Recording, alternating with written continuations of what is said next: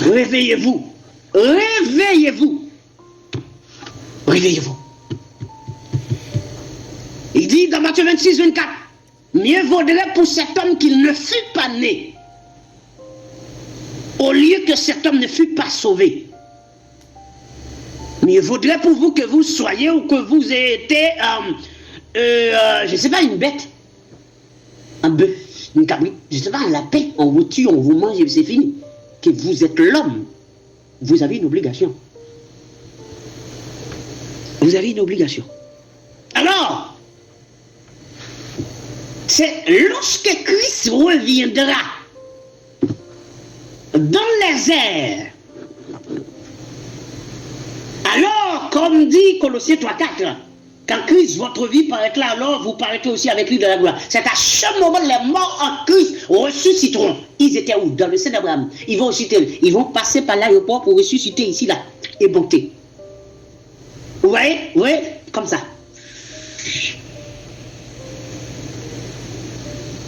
Pour prendre un nouveau corps. Pourquoi? Parce qu'ils ont été sémés dans la terre. Et pour reprendre vie, il leur faut un autre corps, avec un autre esprit.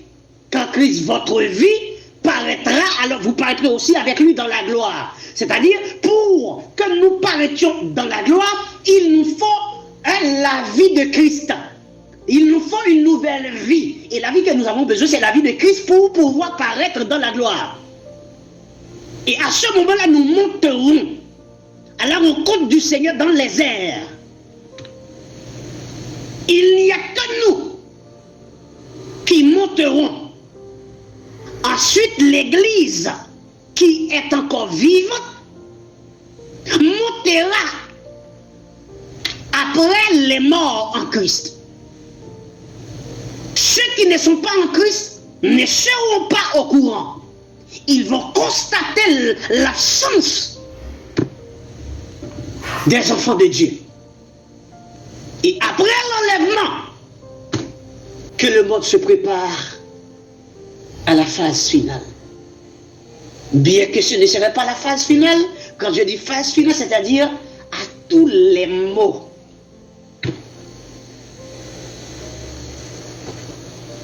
Et que la grande tribulation commence. De 3 tranches, 3 ans, 6 mois, 3 ans, 6 mois. Et à ce moment-là, dès que l'Église ait été enlevée, plus du Saint-Esprit, il n'y a plus de Saint-Esprit. C'est le Saint-Esprit enlève l'Église et il monte avec l'Église. Parce que le Saint-Esprit est encore là, c'est grâce à l'Église. C'est pour cela qu'on appelle l'Église des saints. Mais dès que l'Église monte, plus de Saint-Esprit. L'Esprit de Dieu porte avec l'Église. Maintenant, nous sommes dans Acte 1er, le verset 6. Le rétablissement du royaume d'Israël. 1000 ans. C'est à ce moment-là, maintenant, le temple, les sacrifices, les sacrificateurs, souverains sacrificateurs, tout va reprendre comme au début, comme avant. Tout sera comme avant pour Israël.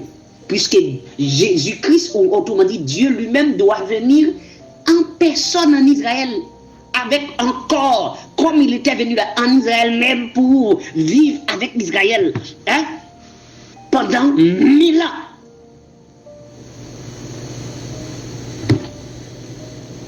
Et malheur à quiconque ne montera pas en Israël pour aller adorer Jésus-Christ. Malheur à vous.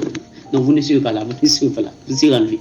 Et cette génération-là, qui sera là pendant l'enlèvement de l'Église, cette génération sera déjà exterminée. Il n'y aura pas cette génération. Ok? La génération qui sera présente, c'est une génération qui n'avait pas connu Dieu, qui n'avait pas connu l'Évangile, qui n'avait pas connu l'Église. Parce que le texte dit, il viendra encore d'autres peuples, d'autres nations, des îles qui ne connaissaient pas Dieu, qui ne connaissaient pas la loi de Dieu. Ils iront tous en Israël pour chercher Dieu. Et à ce moment-là, on ne viendra pas vous amener l'évangile. Vous irez là-bas pour aller. Et c'est là que la grande foule va se constituer. Parce qu'il y a 3 catégories. L'Église, les 144 000, la grande foule. Et quand on dit tout Israël sera sauvé, on parle de 144 000, pas plus.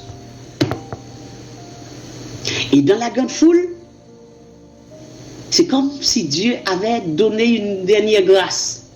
Donc la grande foule va être constituée de beaucoup de gens, de beaucoup de nations, des gens qui vont croire, qui vont accepter.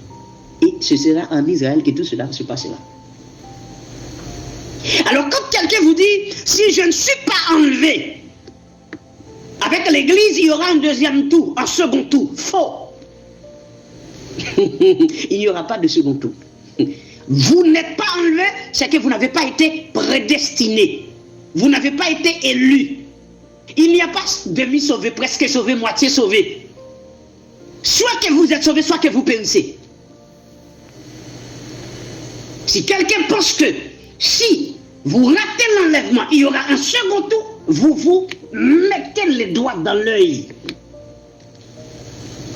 Un second tour? Ah bon? Le second tour, c'est pour qui va être sauvé dans le second tour?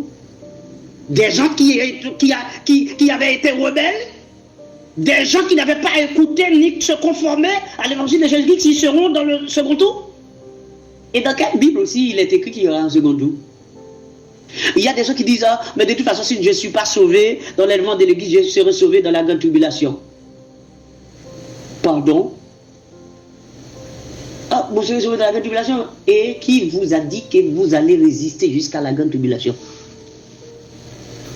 Et qui vous a dit que vous n'allez pas prendre la marque de la bête? Et d'ailleurs, si vous n'êtes pas enlevé, pourquoi est-ce que vous n'êtes pas enlevé puisque tous les élus sont destinés à être enlevés? C'est-à-dire, si vous n'êtes pas enlevé, c'est parce que vous n'avez pas été élu. Si vous n'êtes pas élu, vous n'avez pas la vie. Ni aujourd'hui, ni demain, ni jamais. Le texte a dit